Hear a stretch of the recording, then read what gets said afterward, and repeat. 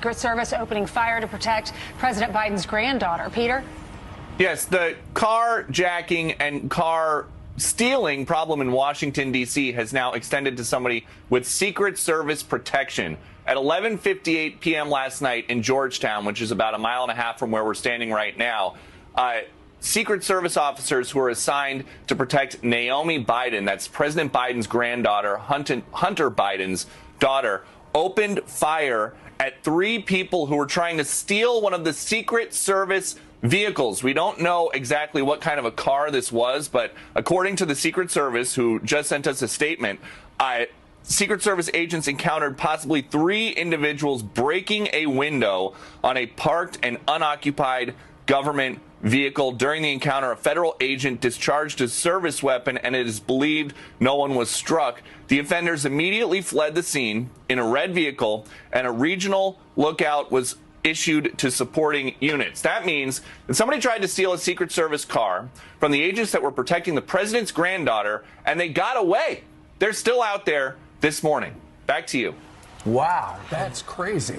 They got away. I can't believe they got away, but I can't believe they would target the president's granddaughter's car. They picked the wrong car to break into. There are so many cars that are getting broken into in Washington, D.C. It's possible, just based on the volume, that they had no idea. Yeah. But if they did know, that's even more extraordinary. Either way, these guys are out there in a red car. Right. If they got the car, I wonder if she had an Apple tag. That was the instruction. Get an Apple tag and drop it in there. All right. Thanks so much, Peter.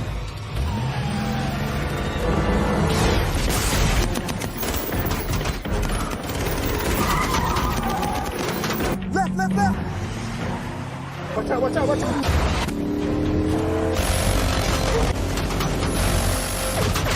Oh, my goodness. The presidential limo has just burst onto the South Lawn.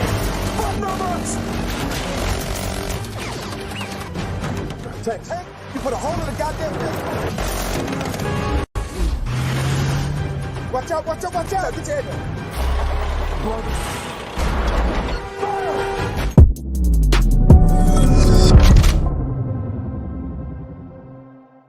Holy smokes! Today is Monday, November 13th, 2023. Secret Service agents open fire on criminals attacking the Bidens. We have the latest, this story breaking right now. Donald Trump breaks the internet with Tucker Carlson at UFC fight. Is this the vice presidential announcement? And Ronna McDaniel goes on corporate media in order to simp for Democrats. Why the hell is she leading our party? Mike Davis joins the show. My name is Benny Johnson, and this is The Benny Show. Be smart, ladies and gentlemen. Make sure that you are invested wisely and correctly. The times, they are a-changing, and we live inside of an anarcho-collapsing tyranny society. You don't want to be caught up in it, and you do not want to be living inside of a blue area of the country. Unfortunately, the entire country's blue right now financially, because the people who are in charge of our finances are Joe Biden. So invest wisely, protect yourself. Go and diversify your savings with my friends at Allegiance Gold. Allegiance Gold can help protect this fiat currency run by these freaking stupid people that are destroying our dollar and are destroying the chance for us to live good and happy lives. Protect and hedge today with precious metals. Go to protectwithbenny.com today, 844-66-BENNY, and get up to $5,000 with free silver on a qualifying purchase. Don't wait. Protect with Benny today. Allegiance Gold are my boys. Protect with Benny today. People who wish that they had more protection. The Bidens. And actually, everyone else in Washington, D.C. This is our breaking story this morning. We had a lot to lead with this morning. We decided to go here because this news broke less than 1 hour ago. Joe Biden's granddaughter, the daughter of Hunter Biden's daughter, has been attacked in Washington, D.C. Now, did they physically attack her? Yes. Yes, they did. Were these MAGA people? Were they Republicans in the 98% Democrat city of Washington, D.C.? No, they weren't. These were criminals that attacked Naomi Biden, her residence in Georgetown. They broke into a Secret Service vehicle. Why would Secret Service vehicles be in Georgetown? Well, that is where Naomi Biden lives. And the Secret Service vehicles were parked outside of her house because she was in residence there. That's what happens. When the protectee is home, then the Secret Service vehicles park outside. That's how Secret Service protection works. If the protectees aren't home, then there's really not that big of a presence of Secret Service. They parked outside of her house in Georgetown, which, by the way, Georgetown is like, it's how pretentious and fussy and elitist and rich Georgetown is. You know how rich they are? They prevented a metro stop from being built in Georgetown. This is how protected these people are. This is where every lobbyist lives, where every senator lives, where Brad Pitt has a house. Hollywood stars live in Georgetown. It's a pretty nice, like, quaint little community, and they have done they don't let buses go through Georgetown. They like being protected there. They like their little their privileged community, all right? And now they're robbing Georgetown. That's how bad things have gotten inside of Washington, D.C., and they're robbing the Bidens. Now, luckily, no one, as far as we know, was hurt, but the Secret Service doesn't actually know. The Secret Service released a statement saying, hey, like, at least 3 people broke into our vehicles while we were protecting the Biden granddaughter here, and we had to blast away at them. They discharged their firearms. Now, the Secret Service has bragged, actually, if you follow some of their press release, Secret Service brags that they haven't had to discharge their weapons in decades. Secret Service hasn't fired on anyone in decades. That streak is broken right now. And why? Man, we're going to get into why. Why is because of Democrat policy, because of Joe Biden, because of the policies of restorative justice, because of the BLM movement, because Democrats in their push for equity, which is communism, are saying, well, there are disparate numbers of people, of certain minorities that are in prison, and so we need to make sure that that doesn't happen.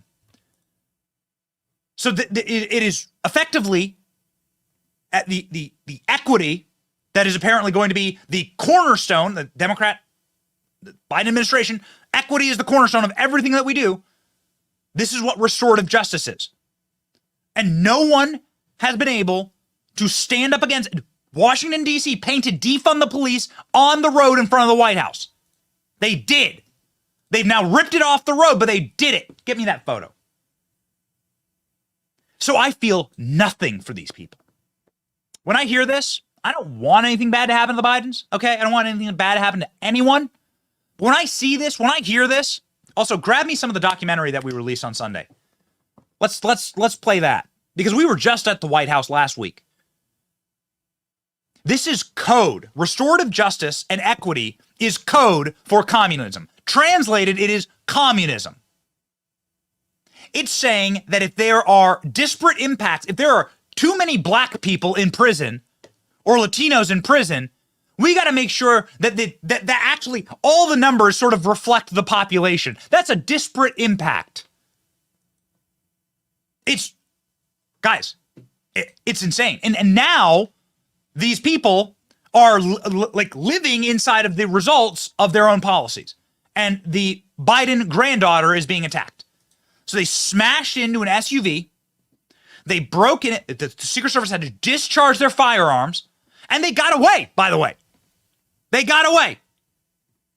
The robbers, the thieves, the criminals, the thugs, they didn't catch them. So they attacked, and that's an attack, by the way. Okay? If your car is broken into, that's an attack on you. That's an attack on your private property. That's an attack on the very basics of what it means to be an American citizen. That you have private property and that you should feel protected and secure in your private property. That's what the Fourth Amendment is all about. The Third Amendment is all about. The Second Amendment is all about. Those are the first major amendments because that's what was being violated by the British Crown. This is why the Third Amendment exists, because the British Crown just said, we're going to quarter soldiers inside of your homes. You don't have private property. We're going to put our soldiers in there to eat your food and to sleep in your bed. Private property is the cornerstone of what it is to be an American and the security of that private property to be protected. And so, yes, the Biden granddaughter was attacked because criminals smashed the windows of a Secret Service SUV that was actively protecting what we assume to be a sleeping Naomi Biden. Because this happened at midnight. And so the Bidens aren't even protected. Now, if you live in Washington, D.C., the vast majority of people who live in Washington, D.C. don't have Secret Service protection. They don't have the luxury of having a bunch of taxpayer-funded armed men outside of their house to directly be there in case of conflict. I mean, it is remarkable to see these people bitch and mule and complain about the results of their own policies.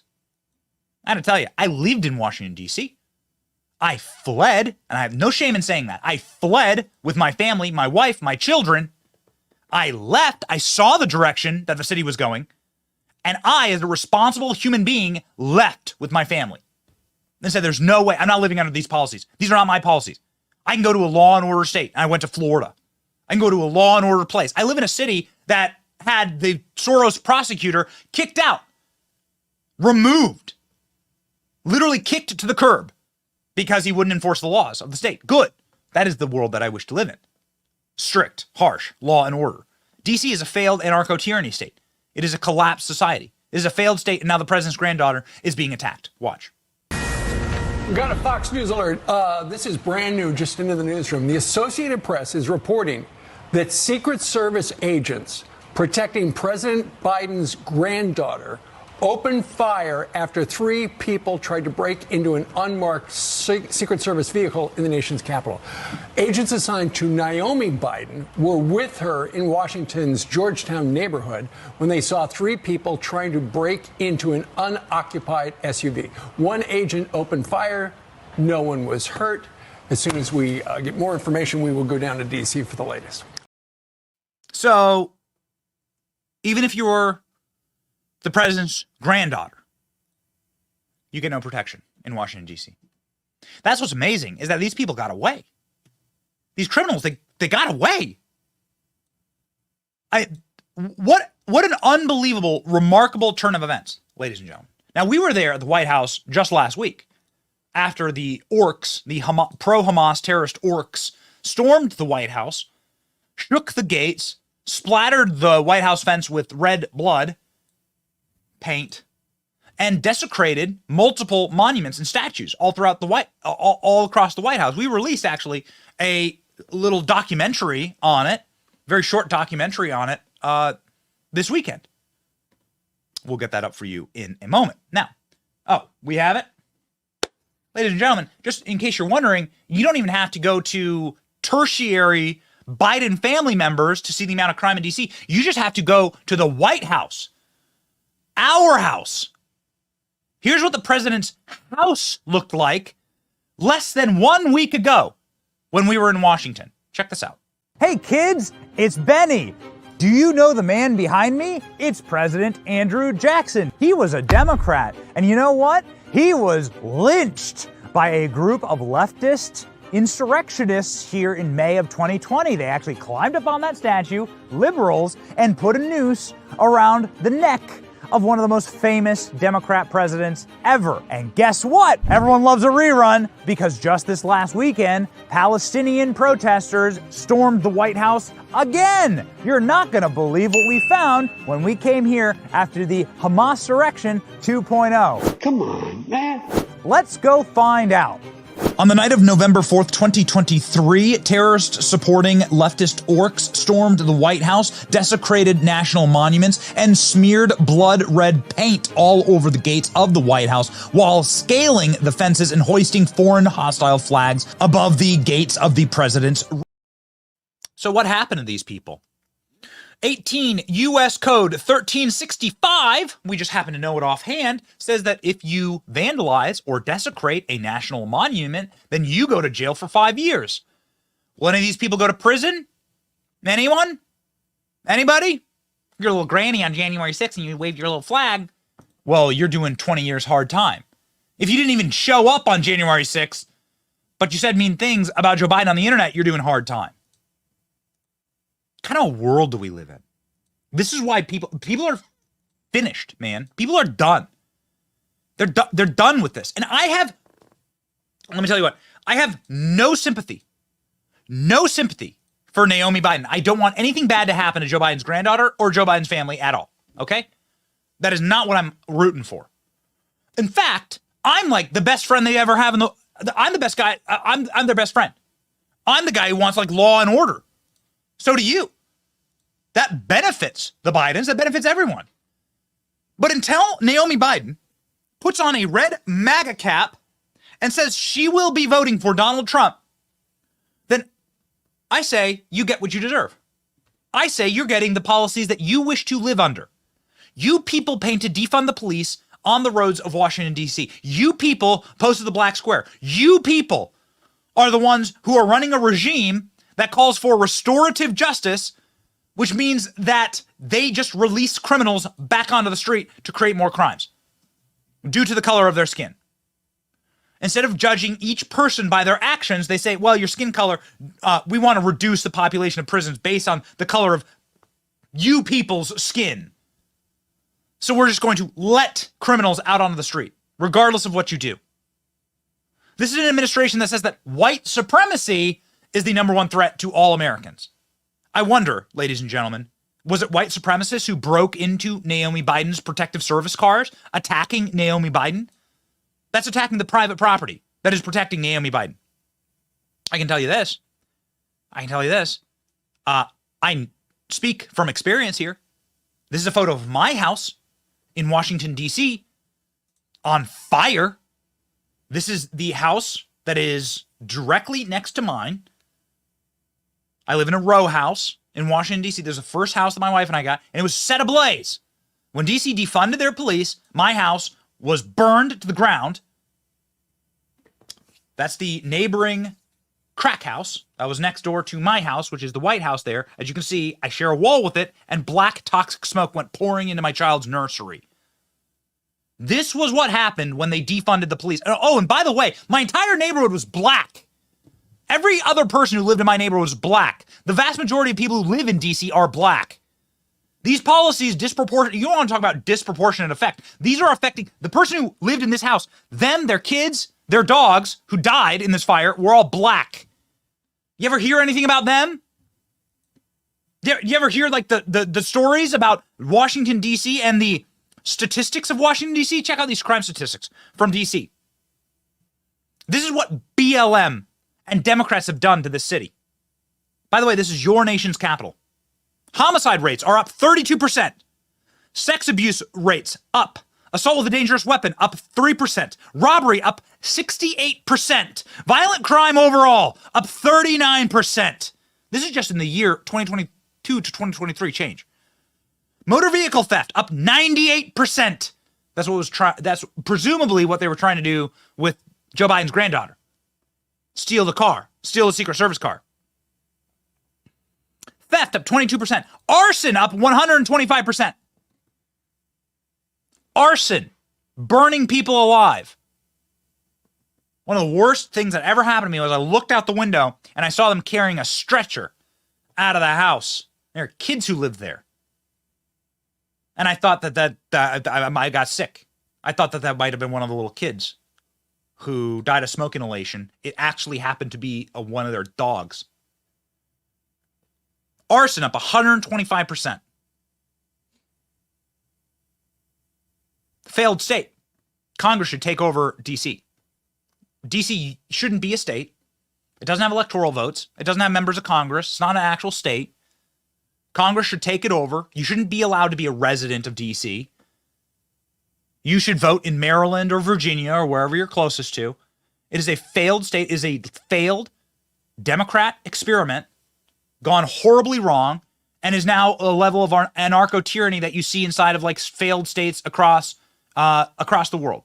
South America, Africa, like the nations in chaos and tyranny and in total anarchy, collapse.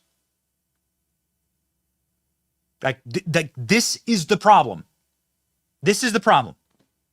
Until someone inside of the Democrat Party says, enough, we are voting MAGA, we are putting on MAGA hats, we are voting Donald Trump, law and order, we are finished with this. Until they start doing that, I don't feel sorry for them. I'm done. I won't feel sorry for them. I don't want bad things to happen to you, but you are taking your own medicine. You wanted to live like this. You got it, buddy. You're not going to get any sympathy from me.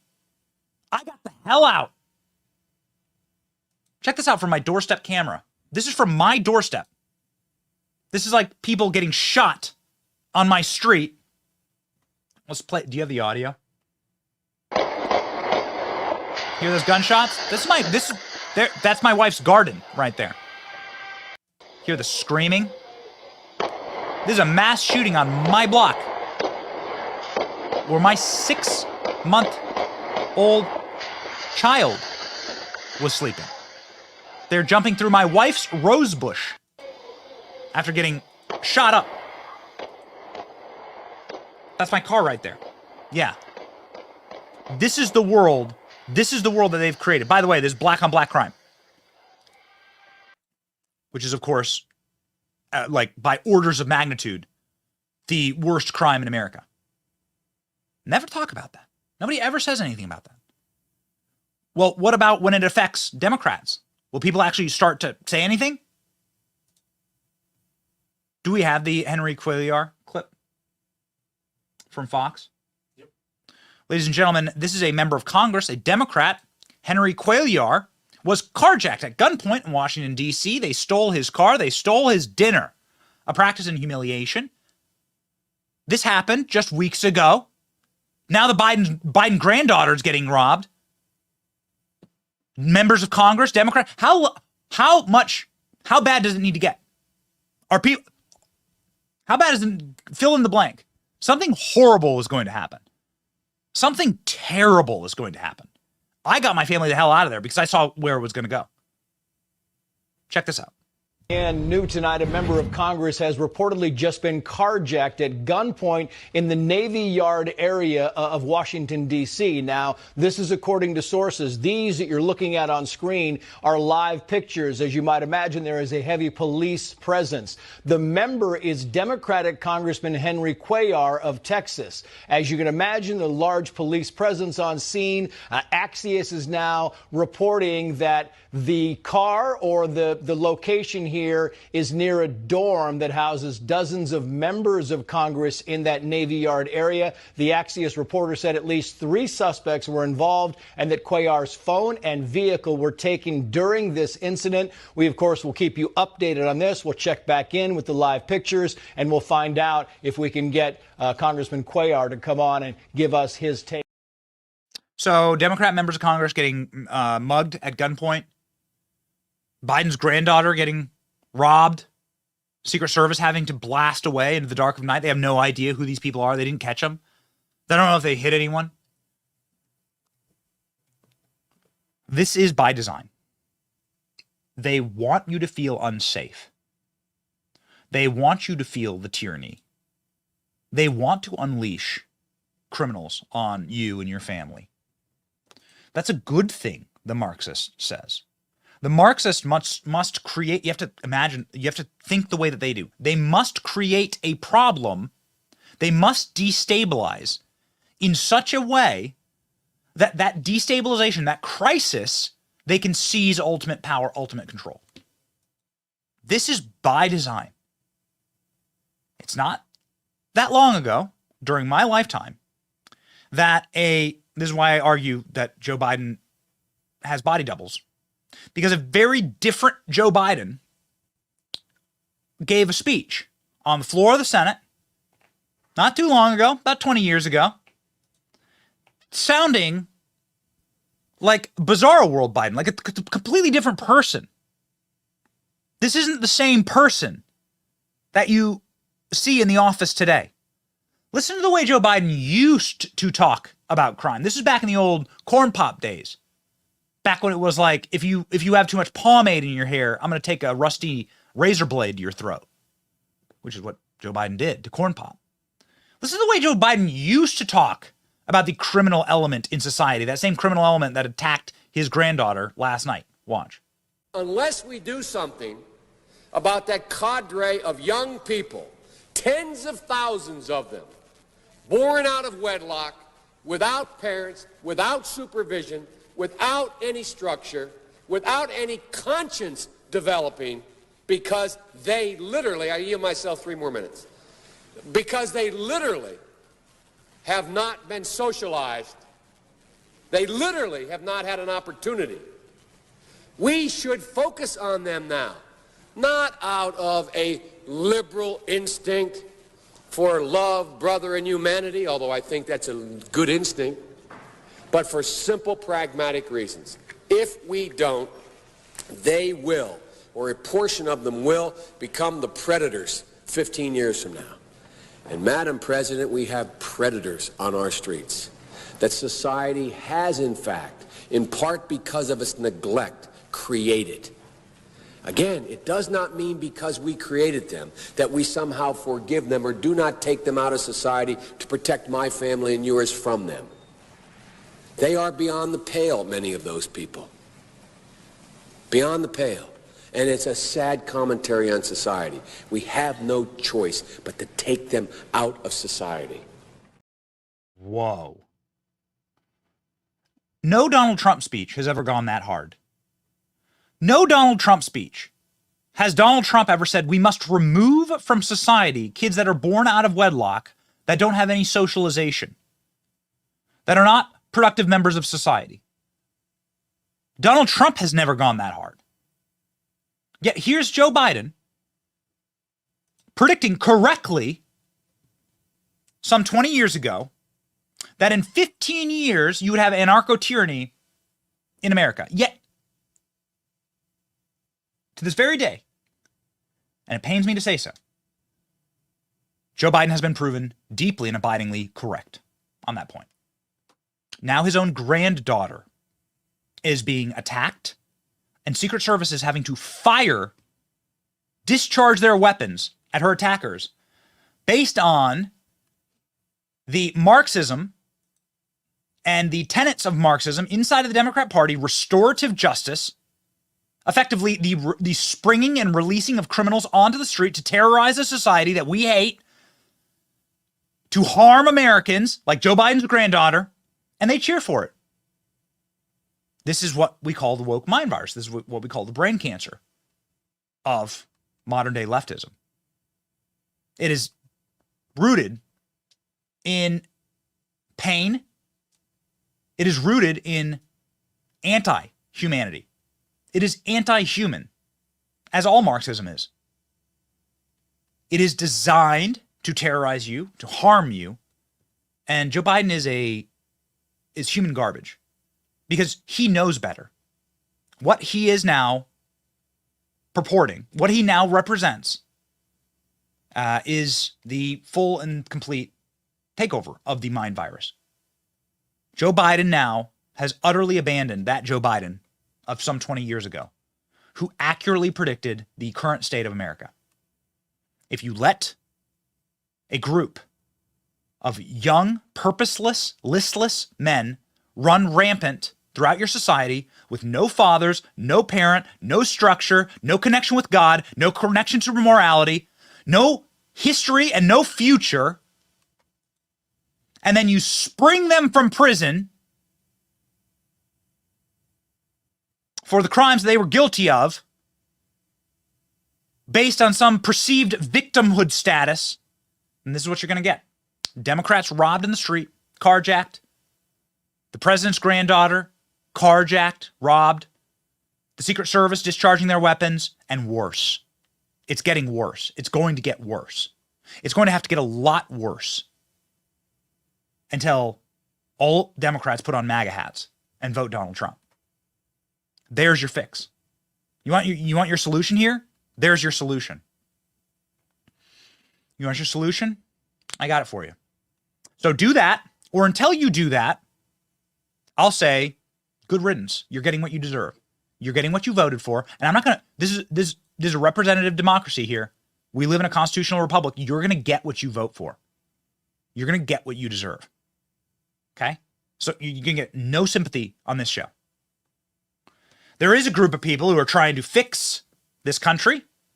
Imagine standing against this group of men walking into UFC last night, or on Saturday night, correction there, was Donald Trump, Dana White, Kid Rock, Tucker Carlson, and Don Jr. And the reception was just something else. Roaring from the rafters of Madison Square Garden, inside of the dark blue ruby of Manhattan Island, New York City, the crowd rung out and screamed for Donald Trump, saying, please, yes, save America. And take Tucker with you. Tucker as VP? We'll get there in a second. Watch.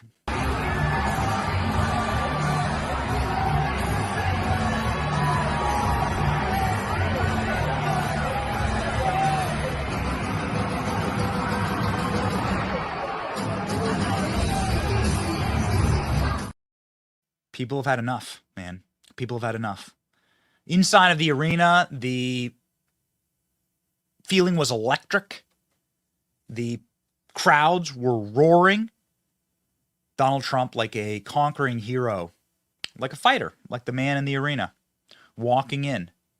And it doesn't matter if they're in Las Vegas, it doesn't matter if they're in Miami or if they're in New York City.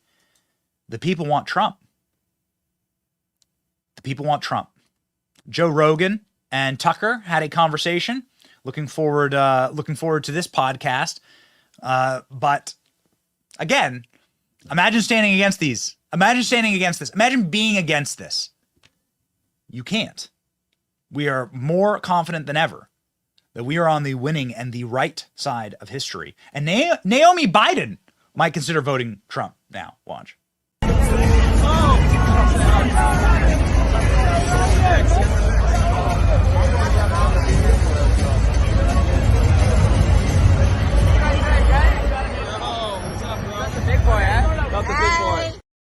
So that's Dan Bongino, Tucker Carlson's talking with Joe Rogan. You want to know how broken the ecosystem is for the corporate press? Those three men alone get more viewership than every publicly traded corporate media company combined. Bongino, Rogan, Tucker. Those three men are more powerful than any slate of network hosts on any network combined. Tucker Carlson has been floated as vice president, potentially, for Donald Trump. Could it be? Could it be happening? Could this be real? Donald Trump was asked about it on a recent podcast. Have a listen. Would you consider Tucker Carlson on your VP list? Oh, I wow. want to give you a hypothetical here. You're a big sports fan. You know, like Nick Saban's going to retire at some point. And if you talk to the athletic director at Alabama, he would say he has a list. So would Tucker Carlson be on your list of potential VPs? And how many names might be on that list as you sit and look and survey the political field? Well, first of all, you know, I did my first, you could call it counter-programming, but I won't call it that. But Tucker wanted to do an interview during the first debate. And I think you know, because this is what your business is, we broke every record. Monster audience. In history. Yeah. I think it just hit over 300 million people. Talk about it. Would you consider Tucker, though, that they based on those I numbers? like Tucker a lot. I guess I would. I think I'd say I would, because he's got great common sense. You know, when they say that you guys are conservative or I'm conservative, it's not that we're conservative. We have common sense. Common sense is not allowing the president's children to get robbed at gunpoint in Washington, D.C., Secret Service having to discharge their firearms because D.C. is a failed anarcho-tyranny state. Because these policies, there are numbers behind these policies, and they play out, and they cause hell for those who are adjacent to them. Stop voting for these people. I mean, there's this very simple solution. Stop voting for these people. Speaking of somebody that you won't be able to vote for, Mike Pence, who has dropped out of the presidential contention, he dropped out a couple weeks ago, but his campaign actually ended when Tucker Carlson ended his campaign in June of this year. Tucker Carlson destroying the political career of Donald Trump's last vice president. What does that say? Watch. Promised them 33 Abrams tanks in January. I heard again 2 weeks ago in Ukraine, they still don't have them. We've been telling them we'll train their F-16 pilots, but now they're saying maybe January we'll let somebody transfer some jets. I'm sorry, Mr. Vice President, have you, I know you're running for president. You are distressed that the Ukrainians don't have enough American tanks.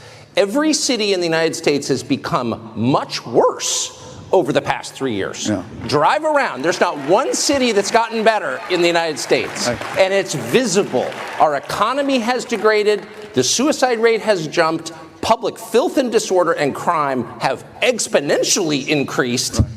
And yet, your concern is that the Ukrainians, a country most people can't find on a map, who've received tens of billions of U.S. tax dollars, don't have enough tanks. I think it's a fair question to ask, like, where's the concern for the United States in that? Well, it's not my concern. Do you think that that was Tucker Carlson auditioning to become vice president? We don't know. Donald Trump saying, hey, he'd make a great candidate. Tucker Carlson was asked directly, do you intend on running for higher office? And this was his response. I'm curious about your ambitions. You know, there are friends of yours, to the extent you've still got them in Washington, who are talking about you're running for president in 2024. And I'm curious what your thought process is around that. I have zero ambition, not just politically, but in life. My ambition is to write my script, by 8 p.m. And I'm not just saying that. Ask anyone who works with me or knows me. I don't think that way. I don't want power. I've never wanted power. I'm annoyed by things. I want them to change, but I've never been motivated by a desire to control people. I despise the libertarians, but my instincts are almost all libertarian in that way, and that's true. So that's you're not running?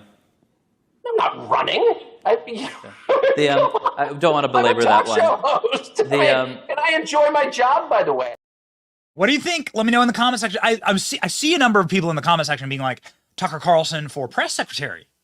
Tucker Carlson for press secretary. What do you think about that?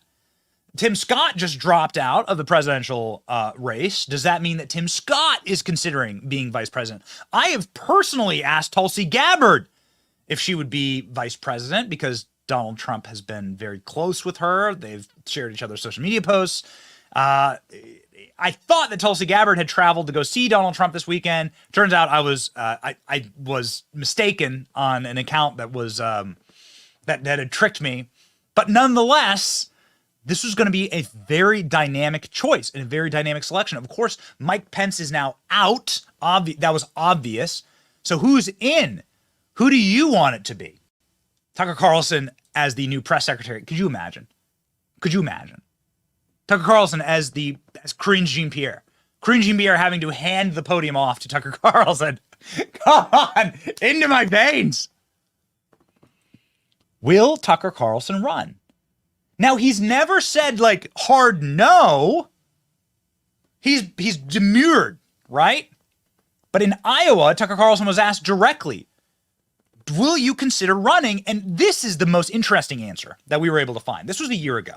But Tucker Carlson asked directly, would you consider higher office? Would you consider running with the Trump or alongside Trump? And this is the answer that got us scratching our heads because Tucker's like, actually, I just love this nation a lot and I want to do anything I can to help it. Uh-oh. Watch. When you come back to next year's summit, will you be the Fox News TV host interviewing potential presidential hopefuls? Or will you be a presidential hopeful? Oh, please. You're a little flattered. God knows what the future holds. Flattered? Yeah, you call me a politician, pal. Flattered. It was bad enough being a talk show host. Oh, God. I just got to be honest with you. My main, the people I'm maddest at in the world are the people who don't do their duty and leave the vulnerable exposed. It's the dad who leaves his kids. That's the guy I just like to punch him in the face. I mean it, because that's your duty. Those are your children and you left. You don't care about them. That's the most basic violation there is. It's not what the enemy does to you. It's what people charged with ensuring your welfare do to you. And I really feel that way about a lot of leaders in the Republican Party. I'm sorry to say that. And there's a reason that Republican voters chose Trump, despite all of this giant orange guy. What? We've got a perfectly good Jeb Bush for you. Shut up and eat it. We've got a good Jeb Bush for you. Shut up and eat it. So Tucker Carlson, obviously a huge Donald Trump fan. There are viral ads of Tucker Carlson having the voiceover for effectively the core of what Trumpism, America First, and MAGA is. I mean, at what point do you just kind of back off and say, all right, well, I mean, let's just do it. Let's just do it live. Is there a better effective messenger for Trump than this? This is the most effective messaging I've heard about Donald Trump anywhere, including from Trump. Tucker explaining what Donald Trump actually represents. Watch. Where am I on Trump now? Well, I love Trump. Personally, I think we're going to see Trump's emergence as the most significant thing to happen in American politics in 100 years, because he reoriented the Republican Party against the wishes of Republican leaders.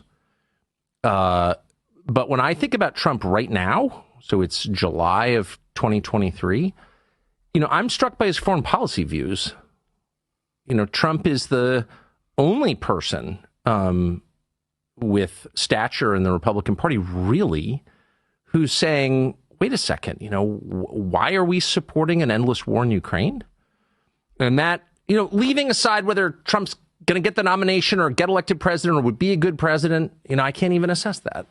All I can say at this point is I'm so grateful that he has that position. He's right. And everyone in Washington's wrong. Everyone. And Trump is right on that question. Tucker is Trump's most effective communicator, I would argue. And by Trump, what I mean is that the movement, the populist movement's most effective communicator. Without question. And so at what point do you accept the fact that you're going to need that level of sharp communication? I mean, what would you do to get a Kamala Harris versus Tucker Carlson debate? What would you do?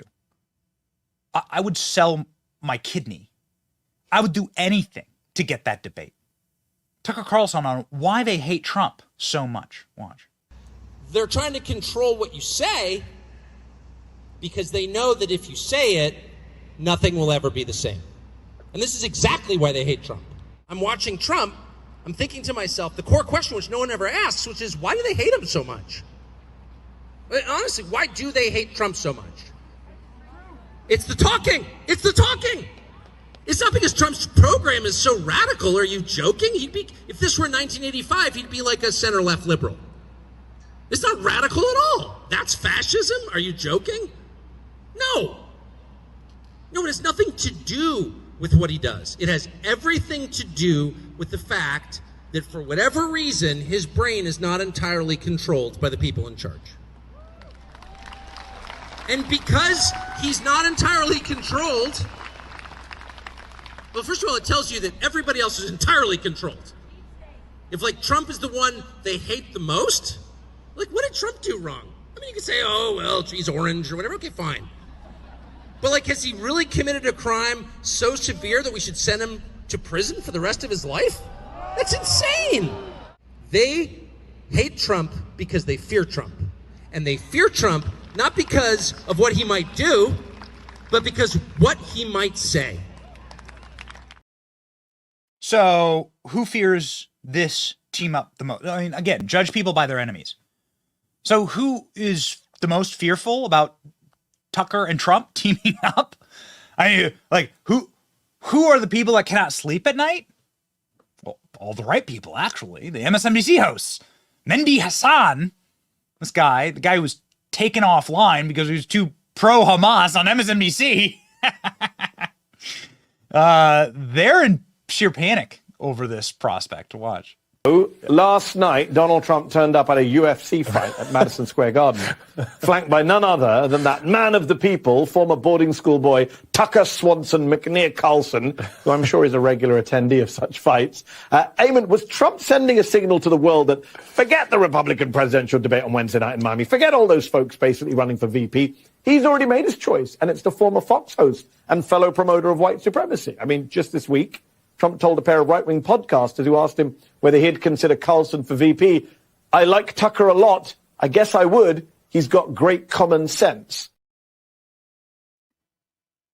They're in panic. They're so scared. It's so delicious. And I got a lib for you to salt.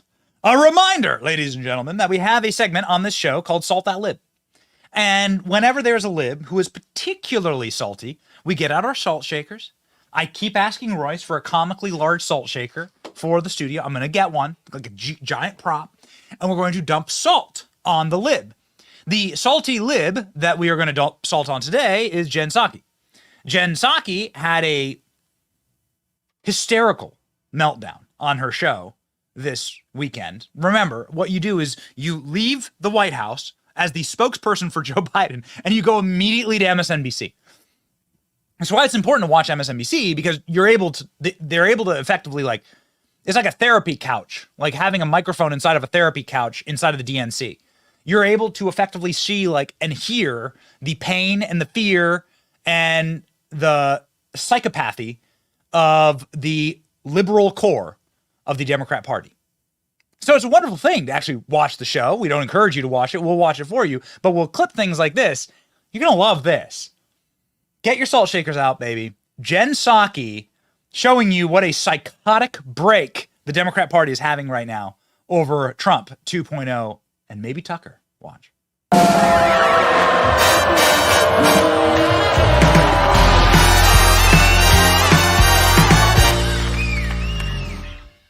And yet, the hand-wringing and cocktail party speculation about an alternative to Joe Biden is continuing, will continue. Guess what? Joe Biden isn't perfect. No candidate is, by the way. But we have to understand what the alternative is here. If elected to a second term, Donald Trump would prosecute anyone he deems an enemy, unleash troops on protesters, and essentially unravel the rule of law as we know it. And this time, he plans to line his administration with people who will actually help him do it. But sure, Joe Biden is 3 years older and occasionally trips over things. Look, there's a lot to be concerned about right now when it comes to a second Trump term. The speeches are getting much more disturbing and much more unhinged, and we should all hear it that way. Wait. First off, thank you for all the salt. Thank you for all the salt. The salt is so salty. That's why they call us the Salty Army. And that's why we have the Benny Brigade inside the Salty Army. But wait a second. Her critique on Trump is that Donald Trump will lock up protesters? That's the critique?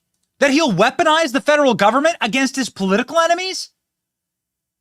What world do these people live in? Wait, I feel like I'm taking crazy pills. I've got to.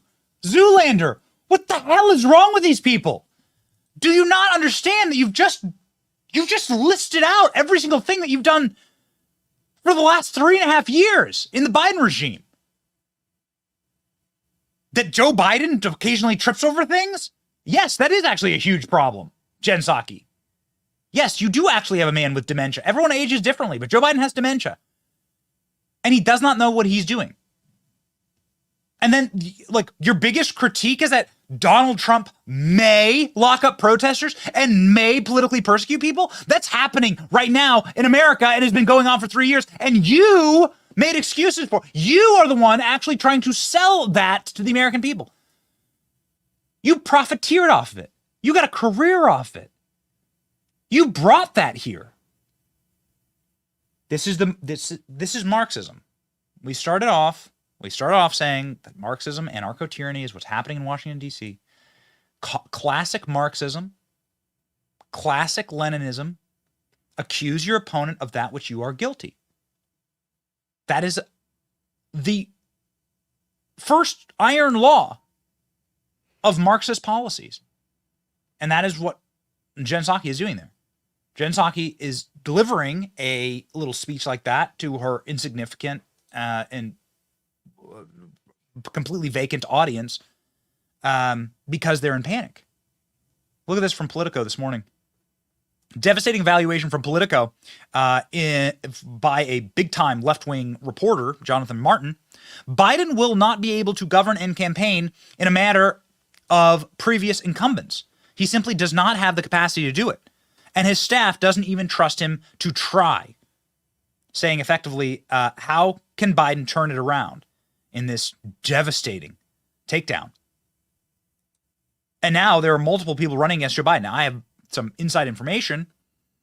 Joe Manchin, who decided to resign his Senate seat last week on Friday, Joe Manchin, according to one of his top fundraisers that I happen to know, Joe Manchin is more than 50% going to run for president. And the whole purpose will be to knock Biden out of the race. Joe Manchin wants to replace Biden with a far less radical Democrat. So that is the civil war that is happening inside the Democratic Party right now is monstrous. Joe Biden is delusional. Joe Biden, his hubris, pride cometh before destruction. His hubris will take him down. Now multiple Democrats running against Biden. Joe Manchin apparently is going to run just to get 30% in order to make it unwinnable for Joe Biden, so that to force Joe Biden out of the race. And what will we get from the Republican side? Well, listen, you're going to have to show me some poll somewhere to demonstrate that that Donald Trump is not going to romp inside of the Republican primary process. More importantly, if you run ads like this, I do not know, ALX, I do not believe this is an official Trump ad. But it is an ad that moved people. I mean, this ad got seen by 7 million people when we tweeted it. This is an ad that cuts to the quick of what is actually happening in America. And how will you fight this? When you see Kid Rock, Dana White, Joe Rogan, Tucker Carlson, Don Jr. walking into a UFC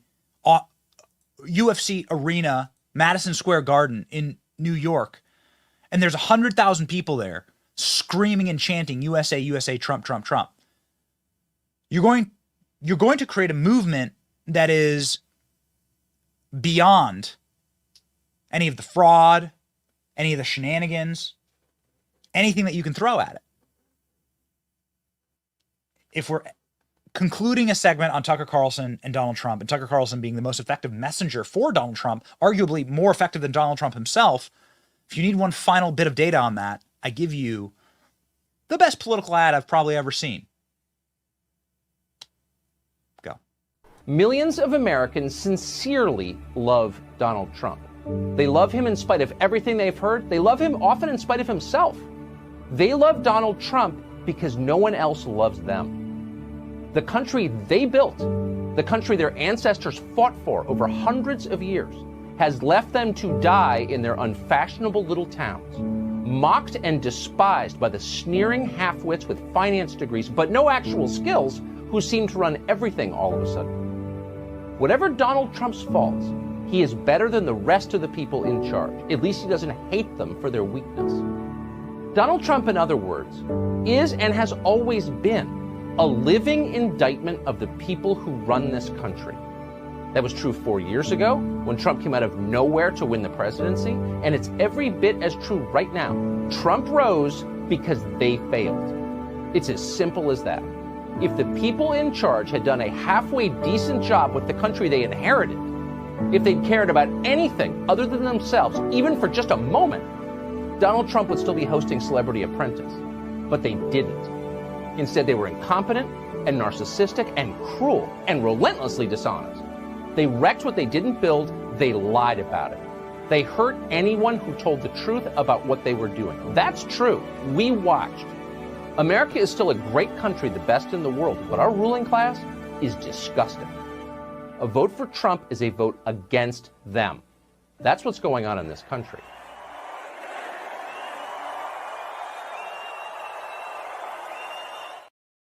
After watching that ad, if I were a Democrat, I'd be voting so many times for Donald Trump.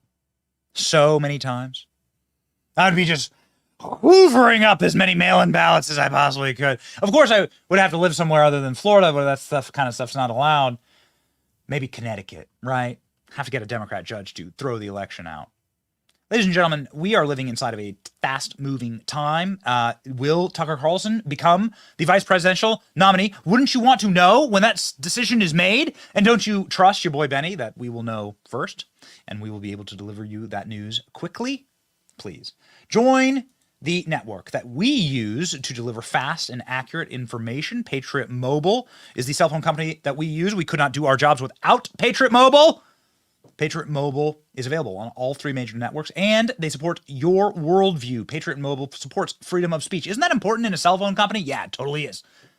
They are an awesome company, and we are proud to be backed by them. Go to patriotmobile.com/Benny or call 972-PATRIOT and get free activation today with the offer code Benny, patriotmobile.com/Benny today. Don't miss out. Ladies and gentlemen, somebody who we are very glad is still alive in Washington, D.C. He lives in Washington, D.C. Might be the last Republican standing, the last red man standing. And that's not just because he's a ginger. That's because he is a sweet man with a heart of gold. The great Mike Davis joins the program now from Washington, D.C.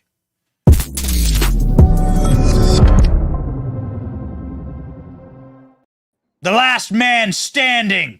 Did you get robbed with Naomi Biden, Mike? I just want to do a wellness check here for you. I know you don't have Secret Service yet. I don't need Secret Service, Ben, because by the time anyone tries to break in my house through my security, I'll have time to clean my guns. Well, Naomi Biden thankfully had Secret Service. You may have Secret Service when you're the acting attorney general. So that'll be exciting. That's getting quite a bit of news right now, Mike. Yeah, I think we made their heads explode the last time I was on your show, Ben. So our friends in the liberal media are terrified about my 3-week reign of terror as Trump's acting attorney general. And it particularly triggered them when we talked about the kids in the cages. So I think we should talk about that again today. So let's break it down. We have the tweet right here. This was the final episode of Showtime, The Circus. This is a vaunted show that had you as sort of the fulcrum of the entire show, talking about your plan, your priorities. Let's go through them. Fire the deep state, indict Biden, deport 10 million people, detain people at Gitmo, pardon all J6ers. I think that's fantastic. All 5. Mike Davis is going to be Attorney General, says Steve Bannon, a general of course, the America First movement. Mike, do you disagree with any of the? Do you want to take any of these points back? Do you want to respond to this? Because Tim Miller there had a panic attack, had to change his adult diapers mid-filming because this is all real. Yeah, I mean, I do want to change one thing. I'm going to add list number 6, which is to denaturalize Hamas supporters who have become naturalized citizens. We need to take away their citizenship and get these scumbags out of our country. And I would say to old Tim that I am going to put him in the DC gulag, but not to worry. I'll put him in the women's cell block so he doesn't get beat up as often. So, Mike, it deserves because you're getting a lot of news on this now, right? They have, you can see the clip playing here. They have like these dark photos of you in black and white, right? Like glaring menacingly over Chuck Grassley's shoulders. Who are being persecuted, Christians praying outside of abortion clinics, parents outraged by gender chaos and the resulting rapes in high school bathrooms, while this same Biden Justice Department, while he was killed by these pro-Hamas terrorists, right? These supporters of Hamas. Where the hell is the Biden Justice Department, right? The Civil Rights Division from the Biden Justice Department has put out like almost 50 press announcements since the worst terrorism imaginable in Israel on October 7th. Not one of those talks about any arrest or anything to do with anti-Semitism. They even had a conference on November 1st. Guess what they talked about? Islamophobia. Guess what? Muslims are not being killed on the streets in America. Jews are. So where the hell is the Biden Justice Department? Why aren't they doing anything about this? And that's the problem with this politicized and weaponized justice system. Biden's actually doing it, and that's been okay for 3 years. I joke about it, and it's headline news. So you bring up a really good point, and it's something that we covered earlier in the show because we were just in Washington, D.C. Sorry I missed you, Mike. We were there for like 12 hours, but we were in Washington, D.C., and we walked up to the front of the White House, and we're getting the clips right now. We walked up to the front of the White House. This is our footage, and you can see the red smeared paint on the front of the White House as the gates, of course, were shook. A foreign flag was hoisted above the White House gates, a hostile foreign flag, and these left-wing orcs desecrated the building of the White House. And we looked it up. 18 U.S. Code 1361 says that any type of vandalism that's done to a federal monument, you can get 5 years in prison, right? And we walked the White House grounds and it was nothing but vandalism. Nothing but like desecration of monuments. Every monument at the White House, you can see it here, every monument had been spray painted, smeared in red blood. There it is. Smeared. Like, this is desecration. Okay? This is vandalism. That's the White House gate right there. And is there a single... not a single person charged for this. Well, how do you continue? Are we not first off, are we a serious country? And two, what would happen if Mike Davis was Attorney General and this happened to the White House? Well, we are an unserious country right now, but I can assure you, during my 3-week reign of terror as Trump's acting Attorney General, we will round up all of these people, because you know what? This started under BLM, where they got away with tearing down statues and their violence of over $1 billion in damages, killed a dozen people, constant violence, constantly attacking the Portland federal courthouse on a nightly basis for months, attacked the White House, burned down a Secret Service guard station, torched St. John's Church, chased Senator Rand Paul out of a White House meeting. Nothing happens to them. But if you are a grandma who trespassed and took selfies on the Senate floor on January 6th, you are in the DC gulag, right? We can't have two systems of justice in America. This needs to end, and it's going to end when these Democrats get a healthy dose of their own medicine. I guarantee you that these Hamas supporters who are terrorizing Jewish Americans, particularly on college campuses, I guarantee you that on January 20th, 2025, when President Trump is back in office, these monsters better figure out where they're gonna go when Trump deports them back to their home countries.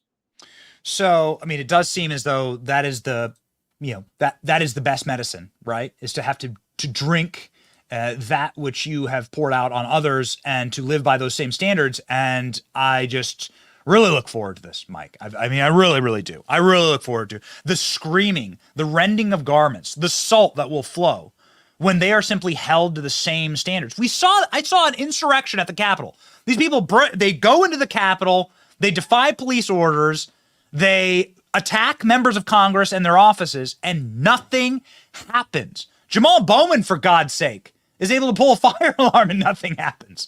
It seems like it seems like this will just continue until people go to jail, right? Until people are in federal lockup, pretrial detention for 2 years. That's the only way. That's the only solution. The responsible officials need to be fired. They need to be held accountable. House Republicans, the House Judiciary Committee, Jim Jordan, you need to start hauling in these top Biden Justice Department officials and hold them accountable. Attorney General Merrick Garland, Deputy Attorney General Lisa Monaco, Associate Attorney General Vanita Gupta, Assistant Attorney General for the Criminal Division, Ken Polite, Assistant Attorney General for the Civil Rights Division, Kristen Clark, U.S. Attorney for D.C., Matthew Graves. That's 6 people right there. Where the hell are the subpoenas? Where are the staff depositions? Where are the documents? Where are the oversight hearings? We need to fight back against this. This is a zero-sum game. If these monsters are on offense, they're not on defense. Remember what these Hamas supporters are celebrating: the kidnapping, rape, torture, and murder of women, children, babies, the elderly, the disabled. Over 1,300 Israelis were killed, 31 Americans, over 200 hostages. They murdered a father, raped the mother while they put the baby alive in the oven to die. If that doesn't outrage people, I don't know what the hell we've become as a humanity. And the people who are cheering this on, these Hamas supporters, are monsters. We need to figure out how to get them the hell out of our country. So, speaking of accountability, and I know we're short of time here, but I really have liked a couple of these bangers from you, Mike, about Ronna McDaniel and the accountability that she should face as she has failed the Republican Party year after year, election after election. being outraised, being outspent, being outorganized. She doesn't seem to have any type of plan for Republicans to win. She withholds support from the Virginia Republican Party, for instance, that is desperately begging the RNC for help. And then she runs like a rat to CNN to complain that people are being mean to her. She runs to a Russia collusion hoaxer on CNN, Dana Bash, a Hunter Biden laptop hoaxer on CNN, in order to complain about the rest of us trying to hold her into account. A question for you, open-ended question. Is she effectively just somebody who is a Democrat, who is subservient to Democrats, and is attempting to destroy the Republican Party from the inside? I would say this, like most people in D.C., they're part of the Uniparty, and the Republicans desperately want to be accepted by the left in Washington, D.C. They desperately want to be able to go on CNN and NBC and sit on their sofa and be consoled by them.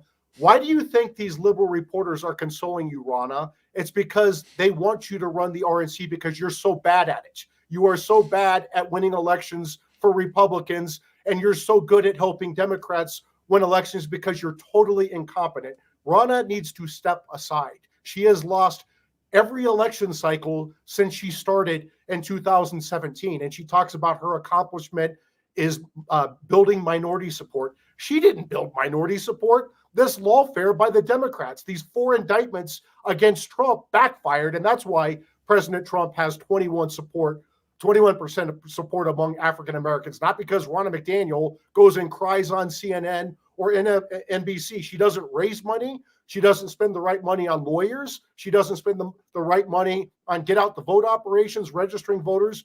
What the hell does she do? Yeah, well, she loses. You just said it. She loses races and she helps Democrats.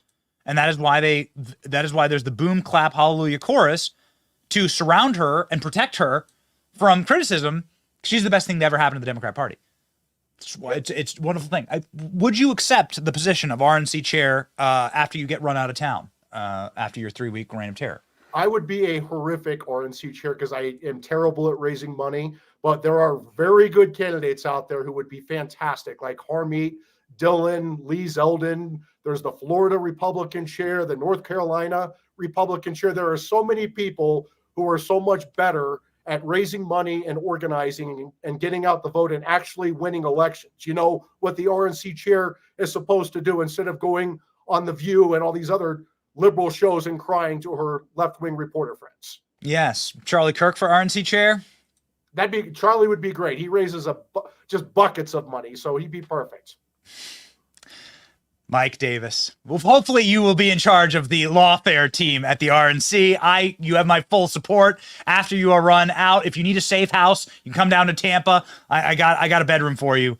You'll be good, my friend. Thank you, Mike Davis. Godspeed. Thank you, Ben.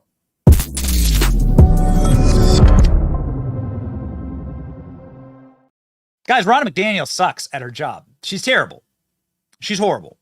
Ronna McDaniel went on leftist CNN to compliment the job that NBC did. Now, this is an NBC Russia collusion hoaxer who was asked by the RNC and allowed by the RNC to ask questions to rig the debate last Wednesday. I happen to be there in the audience. I happen to have spent the day with Vivek, and I happen to have helped him craft, of course, the criticism of this. Why are you allowing a Russian collusion hoaxer who has never apologized to the American people to ask questions at the RNC debate? At the very least, what should have happened at the start of that debate was, do you apologize to the American people for pushing the Russia collusion hoax and robbing Trump of his first term? Go. And until you apologize, you have no legitimacy here. That's what should have happened. Every candidate should have linked arms and said, we will not be accepting questions from you or your framing of the debate until you apologize for the Russia collusion hoax and the Hunter Biden laptop hoax. Both of them you pushed, Lester Holt and Kristen Welker. And until you say you're sorry and make amends here on live TV, we don't acknowledge you. because you've lied too much.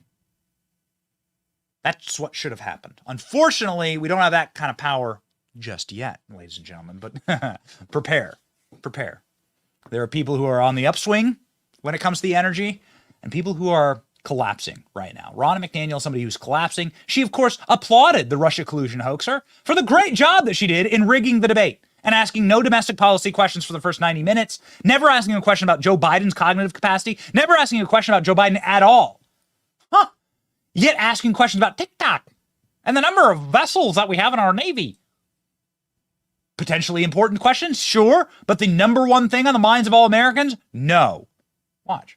Joining me now is Ronna McDaniel, chairwoman of the Republican National Committee. Chairwoman McDaniel, welcome back to Meet the Press. Thank you for being here. Thank you for having me. Great to be with you. Really appreciate it. Let's talk about Tuesday night. Let's talk big picture. Republicans say that they had a tough night on Tuesday, obviously losses in Ohio, Virginia, Kentucky. What do you say to Republicans who say you bear some responsibility for that and you're not the right person for this moment? Well, I'm proud of the RNC, and I stand by what the RNC is doing. And some people don't understand what we do. We're a turnout machine, and actually it's going to look like more Republicans turned out in Virginia than Democrats. We actually turned out more Republicans than Democrats in Kentucky.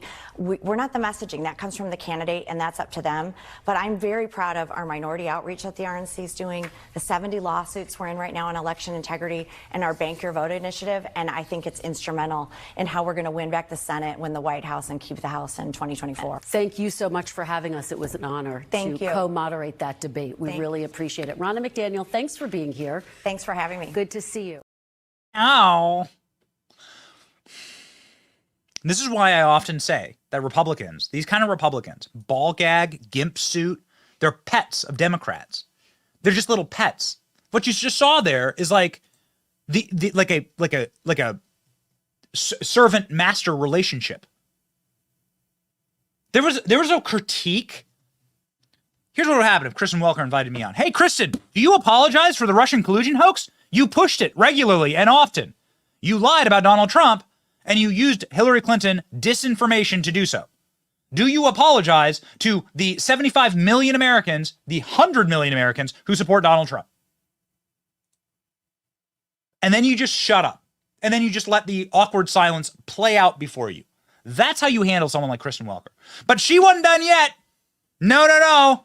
Ronna McRomney, as I will now be calling her henceforth, Ronna McRomney ran over to CNN in order to kiss the ring and the asses of CNN. Watch. Personal attacks against you aside, if you look at what Republicans have dealt with over the last few years, Republicans lost the White House in 2020, did not win the Senate back in 2022. The House has a Republican majority, but it's so narrow they can barely govern. And on Tuesday, on the state level, Republicans lost big in Virginia and in Kentucky. Are Republicans right to be frustrated? I understand being frustrated. Of course, we want to win. And I look at the RNC, though, and I'm proud of what we're doing. I mean, we're a turnout machine. We don't do the messaging the candidates do with their pollsters and their campaigns. But I look at our minority outreach that we're doing and the growth we've seen with Hispanic and Asian voters. I look at 2022. Republicans won the popular vote. We turned out 4 million more voters, and we would have won the Electoral College. The RNC builds the road. All the candidates drive on it. You need a good candidate and a good road to get to your destination. And the things we're doing right now with our Bank Your Vote initiative and with 70 lawsuits that we're in, we just won one in New Hampshire that upholds voter ID, on top of our engagement with minority communities. I'm really proud of what the RNC does. So let me tell you what. I'm like really proud of this. Because this entire narrative, the whole reason she's having to go and do this panicked press junket tour and go on everything. This isn't even the worst clip, man. The worst clip is on Fox News. Oh my gosh. There's this clip from Laura Ingram's show that is such a train wreck, such a nightmare. We'll play it for you tomorrow. But the reason she's having to do this is because we called her out from the RNC stage. That's why she has to do this. They were trying to gloss over the fact that she sucks so bad at her job that they couldn't even win the gubernatorial race in Kentucky. that they refuse to help out the Republicans in Virginia in very winnable races. What the hell do you think you do here? Who do you work for? They're having to do this because we were behind the scenes pushing for it. This is the power of this audience, the power of this program. This is why it is so important what we're building here. Our connection to you. We are able to effectuate the change together. This is how kick ass this is. What we're building here is one of the most powerful machines the movement and the party's ever seen. And why were we able to ask those questions? Why were we able to get that stuff said on stage? And now Ron McDaniel has to go into pure panic mode. It directly comes from you. This show, every single day that we do this show, and we read the comment section, they're right here in front, right in front of me, right here. We are kicking ass. There you go. I see that. There we go. Thanks, devil's advocate. Good old Jerry. We are able to do it because we have a connection to you. And we will always keep that connection. That is the first and foremost point and purpose of this show. It is the bedrock of what we do. Is we have a connection to the base, the viewers, the listeners, like you. We hear from you. We take those concerns, and then we can go into the Republican debate and actually be your voice. So we thank you for trusting us with that. And we ask you, if you wish to support us as independent news, join the Benny Brigade. Go to BennyJohnson.com/brigade. Sign up today. Costs less than a $5 foot long per month. And of course, you get the Benny Brigade keychain. The greatest keychain in all of America. Created and made from all American products by American veterans with the Salty Army tank on the back. Baby, join the Benny Brigade today to keep us independent, to keep us listening to you, and to make sure that there's like an outlet where you can be heard. And we were able to actually get questions in during the RNC debate. How awesome was that? How amazing is this moment in time? It's truly special. We are merely agents of God's hand and work. I'm a believer. We are simple Christians on this show. And we know what we fight for. And we know who we're fighting for. We have ourselves aligned correctly and centered. And we're focused up. That's great. We stay focused with our verse of the day. Psalms 25. Guide me in your truth and teach me, for you are God, my Savior, and my hope is in you all day long. It's Monday. It's going to be a wild week. Trust me. Crazy stuff's going to happen this week. Be prepared. Put your trust in God, in your Savior. And let God's truth teach and guide you all day long, even on Mondays, even on tough Mondays like this one. Ladies and gentlemen, stay safe out there, especially if you live near one of the Biden grandchildren. It's your boy Benny. March onward. We'll see ya.